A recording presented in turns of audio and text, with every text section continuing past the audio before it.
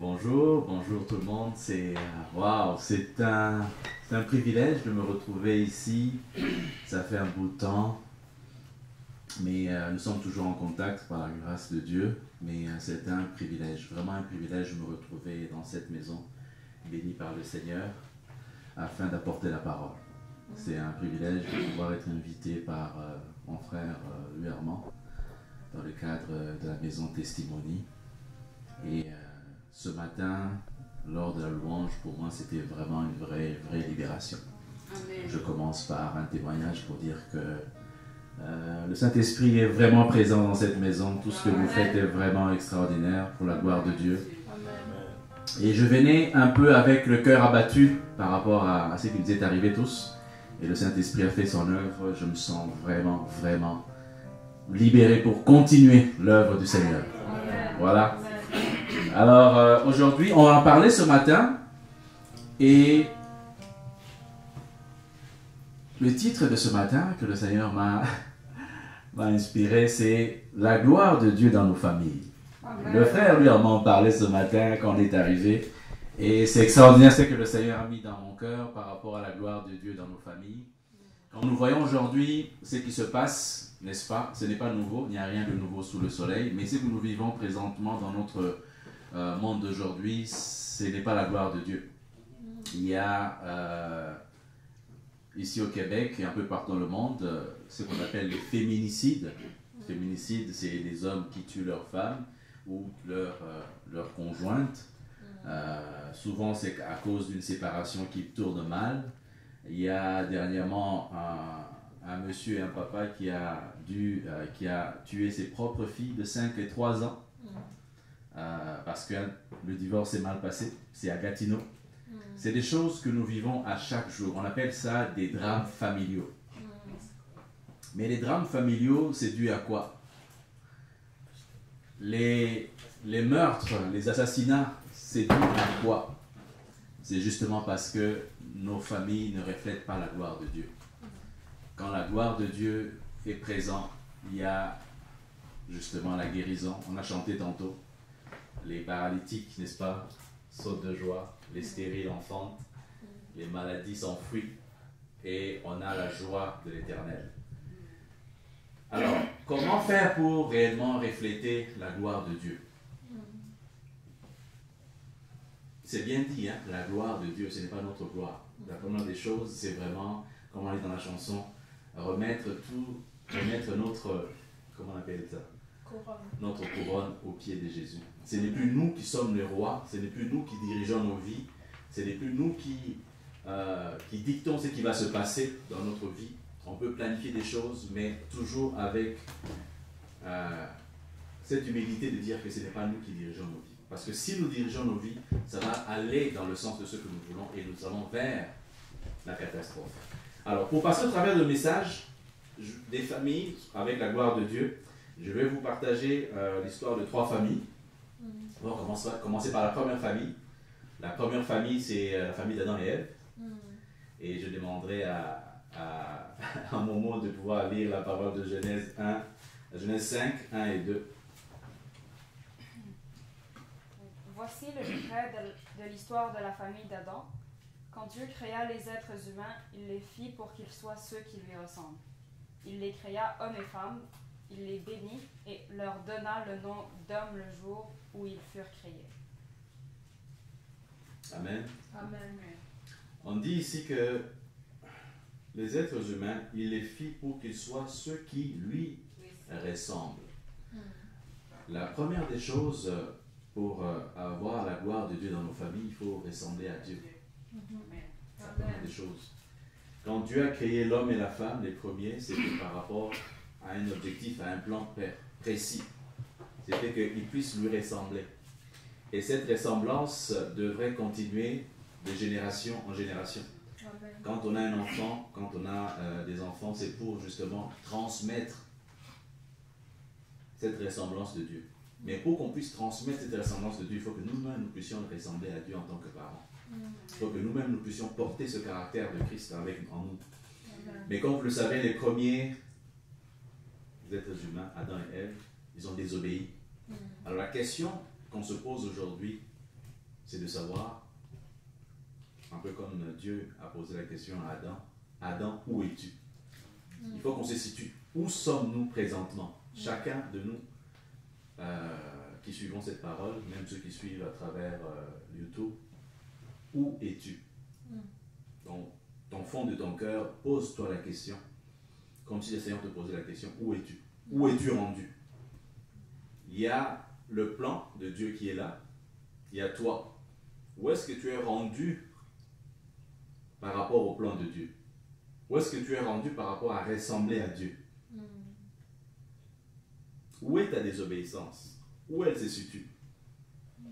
C'est vraiment la première question. Où est ta transgression? Où est-ce que tu as transgressé l'alliance? Parce que la première alliance, Dieu ne fait pas des relations d'amitié comme ça. Ce sont des relations d'alliance. C'est-à-dire on est à deux, on est ensemble par rapport à quelque chose. Et cette alliance est portée par des promesses. À Adam, et il a dit, vous mangerez de tous ces fruits, sauf le fruit de la connaissance du bien et du mal.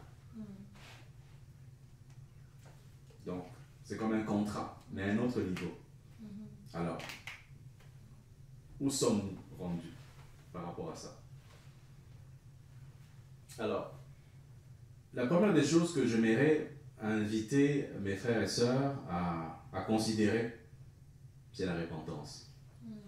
Il ne suffit pas de pouvoir dire où on est et de se morfondre dans nos problèmes, dans nos soucis, en disant, écoute, j'ai péché, je ne suis pas digne de pouvoir aller vers le Père. Mais c'est de considérer son amour infini, parce qu'un de ses caractères spécifiques, c'est l'amour. Et l'amour est accompagné de la grâce. L'amour est accompagné du pardon. Donc, considérons tous, qui que nous soyons, la repentance. Considérons tous le pardon de Dieu. Et on pourrait lire dans Osée 6, 7. Qui peut lire pour nous Osée 6, 7.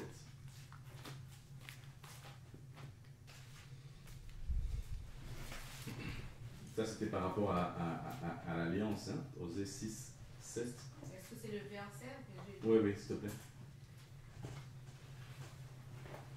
Osée 6, verset 7. Ils ont, comme les autres hommes, transgressé l'alliance.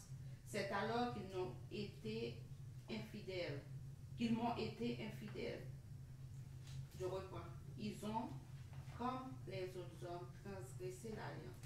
C'est alors qu'ils m'ont été infidèles. Oui. Dans d'autres versions, il parle d'Adam spécifiquement. C'était pour prouver, démontrer que la première alliance était faite d'abord avec Adam. Parce qu'au niveau de la Bible, l'alliance sort spécifiquement au niveau de Noé pour la première fois, n'est-ce pas? Mais en réalité, avec Adam et Ève, c'était la première alliance qui avait été faite. Et quand je parle de la repentance et du pardon, je fais référence notamment à 1 Jean 1 à 9 qui dit « Si nous reconnaissons nos péchés, il est fidèle et juste pour nous les pardonner et pour nous purifier de tout mal. » Amen. Amen. Donc, une fois qu'on a fait le pas de reconnaître que nous sommes pécheurs, et la Bible dit tous ont péché et ils sont privés de la gloire de Dieu. Amen. Et c'est juste le sang de Jésus qui peut nous ramener en fait au Père en tant qu'enfant de Dieu. Donc, ça c'est la première des choses qu'il faut vraiment considérer et faire la différence, j'aime bien ça, la différence entre le pardon et la repentance. Le pardon, même sans être chrétien, les gens, on peut se dire pardon, je t'ai fait du mal, pardon, je t'ai cogné, pardon, j'ai pas fait attention. Mais la repentance, c'est vraiment se détourner du mal et de faire le chemin inverse. C'est-à-dire qu'on ne peut pas être toujours dans le mode pardon. Ah, pardon, tu vois, comme des enfants qui nient à la maison. Ah, j'ai pas fait exprès. Tu peux pas dire tout le temps j'ai pas fait exprès. Tu dois réellement demander la grâce de Dieu parce que tu ne peux pas le faire seul pour aller véritablement dans le monde de la repentance.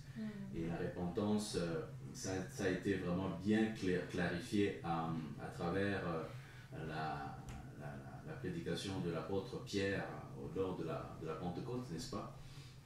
Qui disait changez donc d'attitude et convertissez-vous pour que vos péchés soient effacés. Donc la première des choses pour aller vraiment vers le Père, c'est de se convertir. Se convertir, c'est changer d'attitude. Et changer d'attitude par rapport à Jésus. Jésus a donné sa vie pour nous.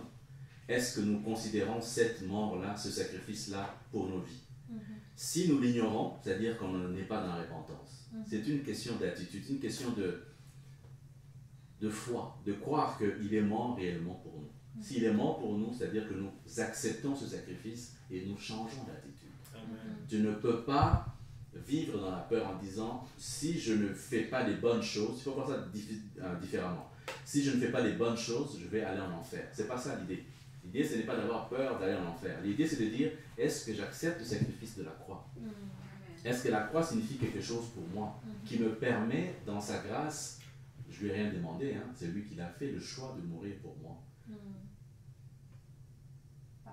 Par amour. Si ce choix a été fait, que je l'accepte et que j'ai la foi qu'à travers lui, j'ai la vie éternelle, je change de vie.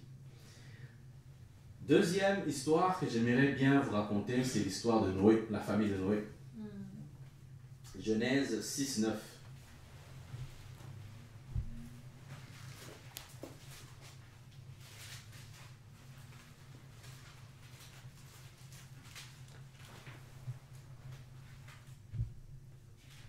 Oui, vas-y. Voici la postérité de Noé. Noé était un homme juste et intègre dans son temps. Noé marchait avec Dieu. Amen. Amen. Voici l'histoire de la famille de Noé. Noé était un homme juste et irréprochable au milieu de ses contemporains. Il conduisait sa vie sous le regard de Dieu. Juste et irréprochable. On prend qu'on a accepté Jésus, n'est-ce pas? Et qu'on est chrétien. C'est-à-dire qu'on est dans la justification du sang de l'agneau. On est comme Noé. Et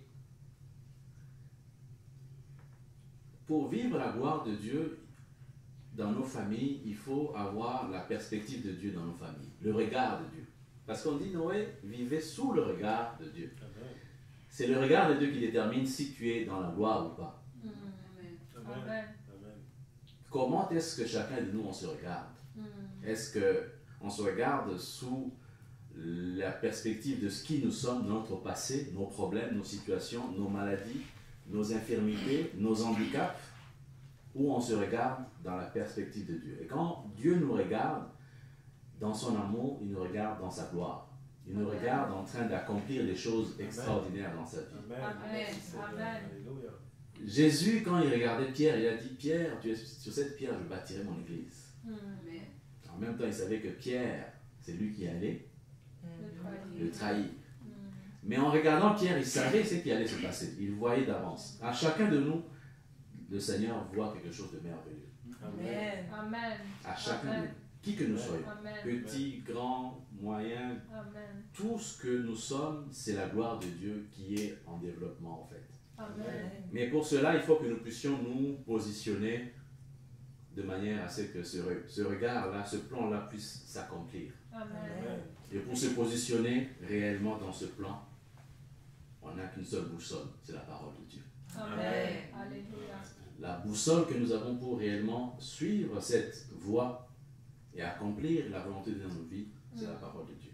Amen. Parce que Dieu nous regarde avec bienveillance, Dieu nous regarde avec bonté, Dieu nous regarde avec amour. Et nous pouvons nous regarder avec nos limites, nos défis, nos défauts, nos problèmes. Et hier encore, je parlais avec une sœur qui me disait, écoute, je ne me sens pas bien, je ne me sens pas sous la grâce de Dieu, j'ai des choses à faire. J'ai dit, ma sœur, tu n'as rien à faire. La grâce de Dieu, c'est une faveur imméritée. Tu n'as rien à faire. Si tu me parles de la sanctification, c'est autre chose. Il y a une distinction, encore une fois, à faire entre sanctification et la grâce. Pour se sanctifier, c'est un choix personnel.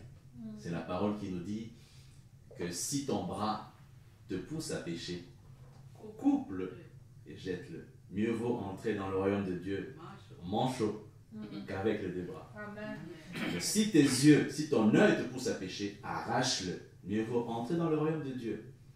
Borne, c'est quelque chose de très dur. On te demande de couper ton bras, d'enlever ton œil. Là, c'est un choix. C'est-à-dire que tu fais un choix de sanctification. Tu fais un choix de dire que ça, je ne vais pas le regarder. Je ne veux pas souiller mes yeux. Je fais un choix de ne pas toucher. Je fais un choix de ne pas aller quelque part. Je fais un choix de couper une relation. Je fais un choix de ne plus vivre comme mes contemporains, comme Noé. Noé vivait parmi ses contemporains. Nous sommes dans un monde d'influence, nous sommes dans un monde où nous sommes bombardés de plusieurs images, de plusieurs choses dans nos vies, à travers les réseaux sociaux, à travers des informations, à travers les influenceurs. On voit un influenceur, une influenceuse en train de dire que c'est tellement cool de vivre comme ça, cette vie-là, et tout le monde veut vivre comme cette personne-là. On oublie que l'influenceur numéro 1, c'est Jésus. Amen. L'influenceur numéro 1, la personne qui a vraiment donné sa vie pour toi et moi, c'est Jésus. Amen. C'est le modèle parfait Amen. pour nous, pour nos familles. Parce que c'est un modèle qui n'est pas facile non plus pour nos contemporains par rapport à tout ce qu'on nous offre. Tout ce qui est offert dans la vie aujourd'hui, c'est tellement attrayant. C'est notre chair qui est vraiment, comme on dit, mise à rude épreuve. Et quand on est dans le sphère de l'homme, comment on dit ça, l'homme animal, on a du mal à nourrir l'homme spirituel. Et l'homme animal est attiré par des choses de ce monde, c'est clair. Comme le Seigneur disait, la chair est faible, mais l'esprit est prompt. Alors, essayons, encore une fois, je reviens sur la parole de Dieu, qui nous nourrit, qui nous fortifie, qui nous encourage à pouvoir rester, n'est-ce pas, comme Noé, parmi ses contemporains. C'est possible. Des fois, on dit que ce n'est pas possible, mais c'est possible. C'est possible de créer des îlots de paix, de bonheur, de joie. Et l'endroit idéal pour le créer, c'est nos familles. Amen. C'est vraiment nos familles. Amen. C'est vraiment nos familles qui peuvent être ce reflet-là de la gloire de Dieu dans ce monde qui est en pleine perversion. Et comme je disais tantôt, la Bible est le vrai miroir qui nous permet de nous voir comme Dieu nous voit. Alors, il y a une parole que j'aimerais bien partager dans 2 Corinthiens 3, 18, qui nous dit « Nous tous qui, le visage découvert, contemplons comme dans un miroir la gloire du Seigneur, nous sommes transformés en la même image de gloire en gloire, comme par l'Esprit du Seigneur, ou par le Seigneur l'Esprit. »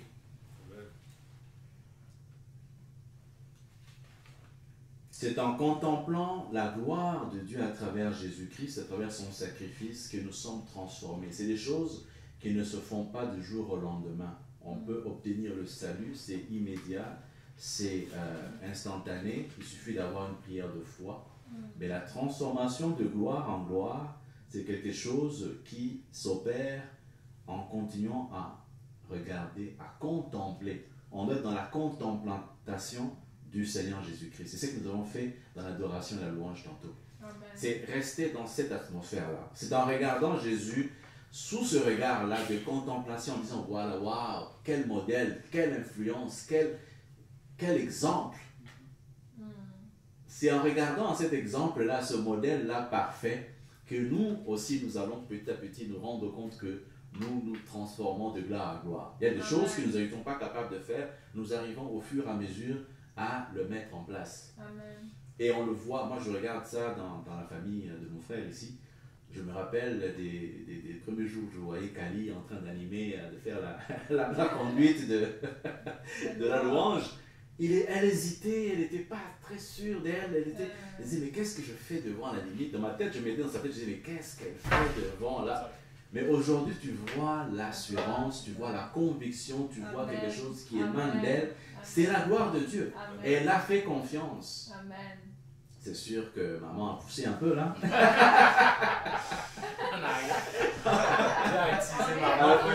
Tu as utilisé maman pour lui donner confiance. Je suis juste un outil. Amen. Écoute la gloire. Amen. Amen. Maman a poussé un peu, c'est sûr. Mais accepter les enfants, Momo, Amen. Kimi, que maman pousse un peu. Amen. Parce que c'est par rapport à ce pouce-là que le Seigneur va agir. Ça prend juste un petit encouragement que des fois on ne peut pas comprendre. C'est sûr que le moment venu, Kali ne comprenait pas très bien qu'est-ce qui lui est arrivé, pourquoi je dois faire ça. Mais aujourd'hui, elle se rend compte que ça devait passer par là. Amen. Faites confiance en Dieu, parce que le Seigneur est à l'œuvre dans nos familles. Amen. Et c'est en le regardant avec vraiment admiration que nous pouvons arriver à cela.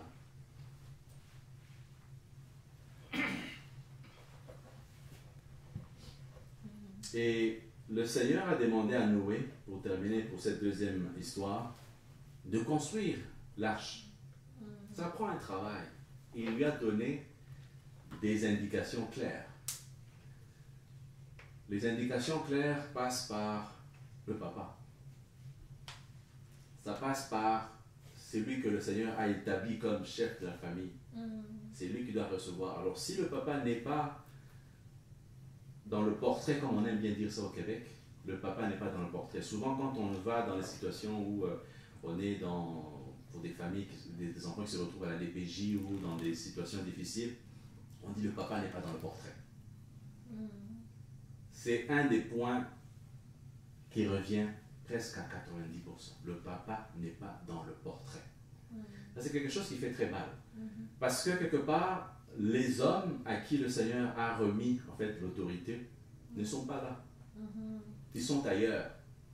Et ça, je trouve une occasion, en tout cas pour le partager, pour encourager mes frères, de pouvoir faire confiance à Dieu, de revenir au Seigneur, de faire le pas de foi et de se laisser transmettre ce message d'instruction pour construire l'arche, pour sauver sa famille. Amen.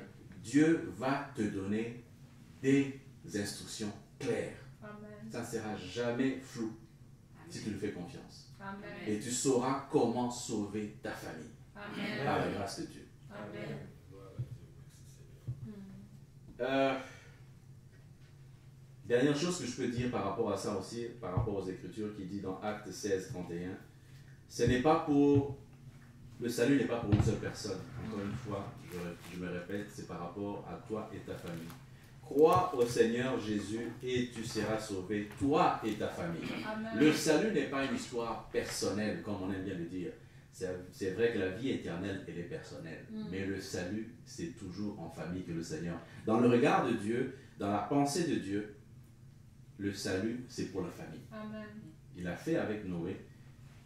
Il l'a fait avec le gardien de la prison, n'est-ce pas? Je ne sais pas si vous connaissez l'histoire du gardien de la prison face à Paul et Silas. Oui, non, on l'a lu, hein, Kimi, dernièrement. Paul et Silas qui se retrouvent en prison. Et ils prient. La terre tremble. Les chaînes se tombent. Et le gardien pense qu'ils sont évadés. Il veut se tuer. Et Paul qui dit arrête ça. Il demande comment faire pour être sauvé.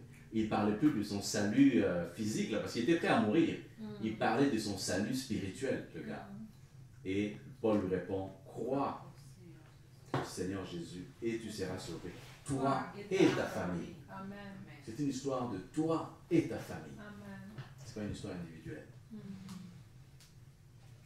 Voilà. Troisième histoire, pour terminer. C'est l'histoire de Josué. J'aime beaucoup Josué. Amen. J'aime beaucoup Josué. Josué, c'est un combattant. Josué a vu son peuple avec Moïse, était jeune, sorti de l'Égypte. Il a vu les merveilles de Dieu. Il a vu les 10 plaies. Il a vu le passage de la mer Rouge. Nous sommes ici, et certains d'entre nous qui nous suivent, avons vu la gloire de Dieu dans différentes situations. Avons vu le Seigneur agir dans nos vies. On a dû traverser des situations où on se disait on allait mourir, qu'on n'était pas du tout digne d'être en vie. Moi personnellement, je sors d'un pays de guerre civile, c'est-à-dire qu'à un moment donné, on me disait écoute, je suis à l'université, allez-y à 1h du matin, tu vas veiller avec tes frères dehors, avec des grenades. J'ai vécu ça. J'aurais pu me retrouver avec une grenade qui saute par accident ou des insurgés qui nous attaquent, mourir. On se réveillait, on trouvait des cadavres un peu partout en allant marcher. On n'est pas mieux que les autres qui sont morts. Je serais mort. quand je regarde ça, là, il y avait à un moment donné même comment je dirais ça, des discussions dans les salles de classe. Et je me rappelle qu'à un moment donné, ma classe était réunie et ils faisaient la liste des gens qui devaient mourir parce qu'ils ne sont pas de leur camp. D'abord, on parle d'ethnie. Et j'ai appris que j'étais sur la liste des gens qui n'étaient pas de la bonne ethnie, que je devais mourir. Et la personne qui m'a sauvé, c'était ma copine de l'époque, qui a entendu ça et qui est allée menacer le chef de groupe, qui a dit, si tu touches à Titi, tu connais mes frères, ce sera ton tour là après. C'était dans cet état d'esprit que nous vivions en fait à l'université, au Burundi. J'ai été sauvé comme ça. Imaginez-vous,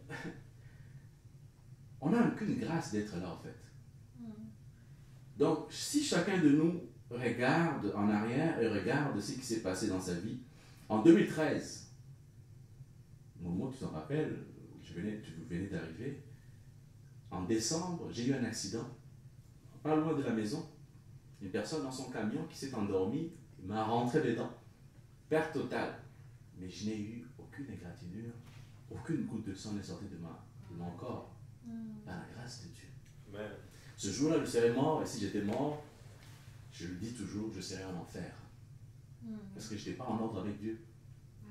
Ce jour-là, si j'étais mort en 2013, je serais en enfer. C'est par la grâce de Dieu. Chacun de nous donc a une histoire, a quelque part dans son rétroviseur des situations que le Seigneur a permis, que le Seigneur a aidé, le Seigneur a fait grâce.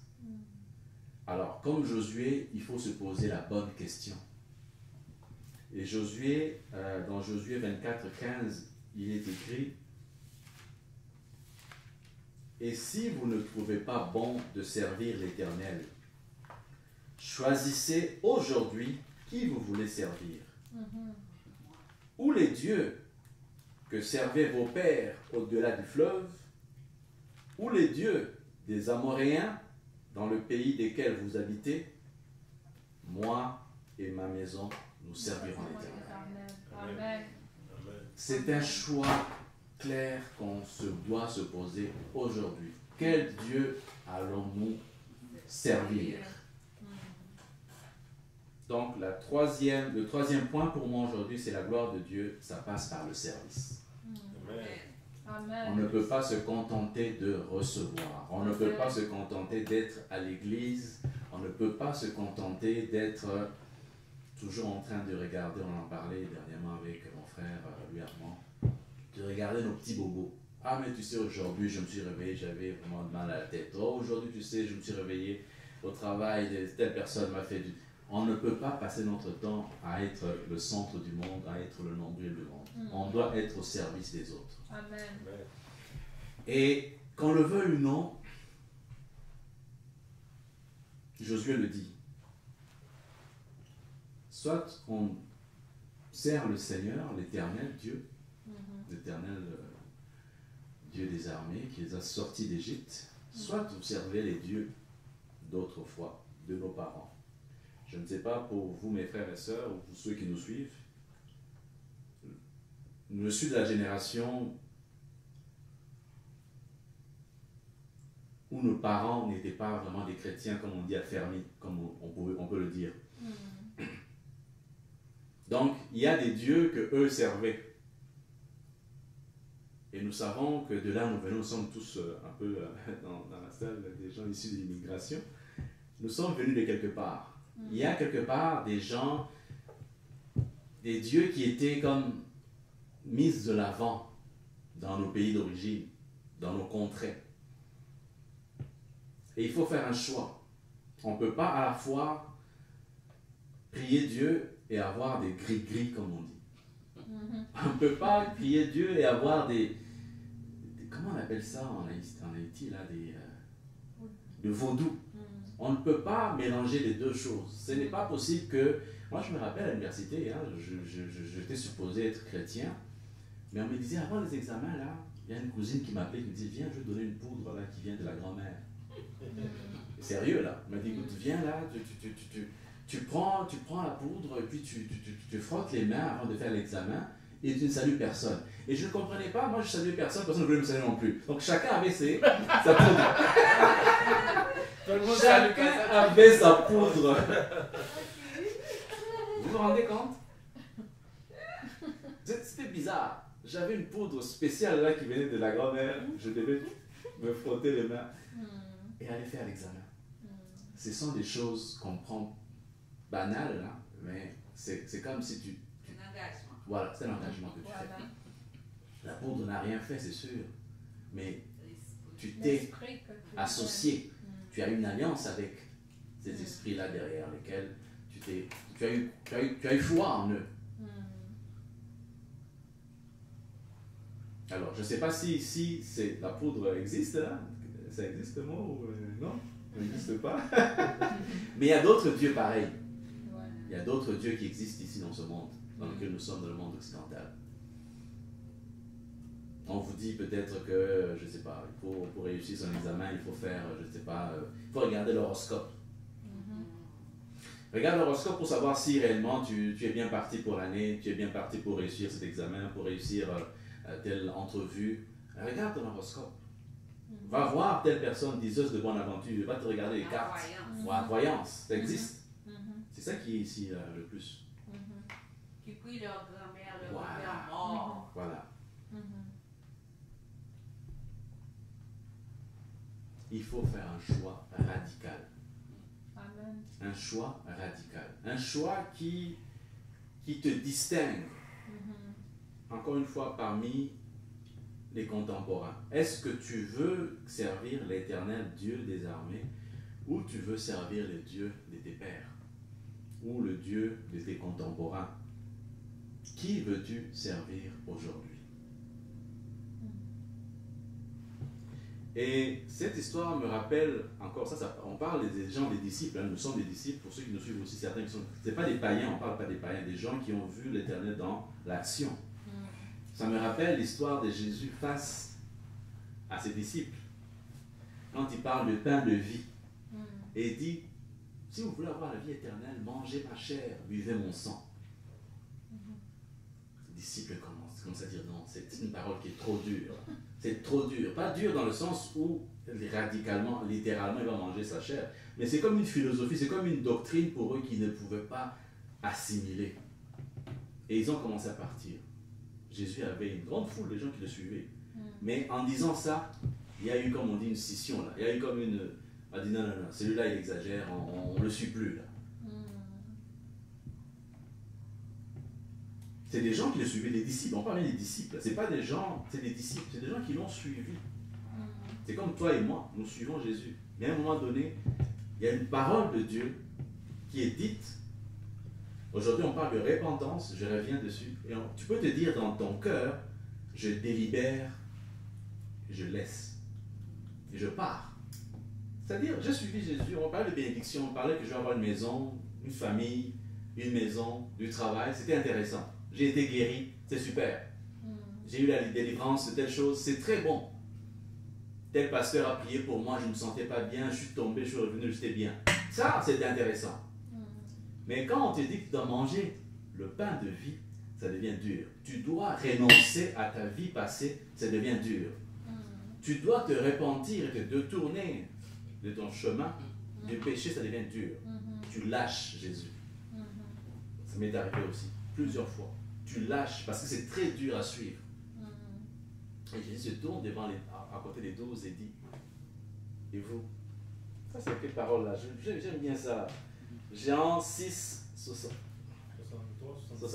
Ah oui, 67, 68. On peut lire dans 68 là, ouais. Jésus donc dit aux 12, et vous ne voulez pas aussi vous en aller? Simon-Pierre lui répondit, Seigneur, à qui irons-nous? Tu as les paroles de la vie éternelle. Amen. Je vous encourage vraiment